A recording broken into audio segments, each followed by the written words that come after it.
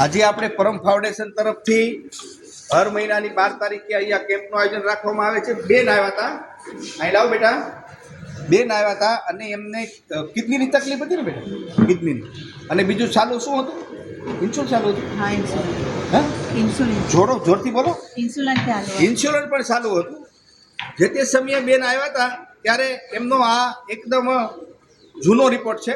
આ એમનો જૂનો રિપોર્ટ છે અને એનું ક્રિએટિન લેવલ તેમજ આ એનો નવો રિપોર્ટ છે 2 દિવસ 5 દિવસ પહેલાંનો.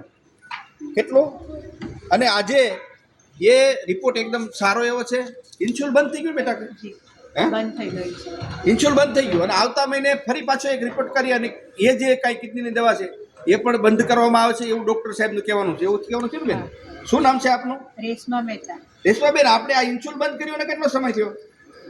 20 દિવસ થયા. 25-20 દિવસ. 25 દિવસ થઈ ગયા ઇન્સ્યુલન બંધ કરી દીધું. જુઓ તો ખરા પ્રભુ, આપણી આયુર્વેદની તાકાત તો જુઓ, આપણા ઋષિ મુનિઓનું સંશોધન તો જુઓ. નવું જીવન આવ્યું. પુનર્નવા ગુગળ એટલે ચાટોડી થાય. એનું નામ છે પુનર્નવા, એટલે પુનર્જીવિત કરવું. એ આ પુનર્જીવિત કર્યું સાટોડું અને ગોખરું. એ પ્રભુ એ લેવું જોઈએ. નમો નારાયણ.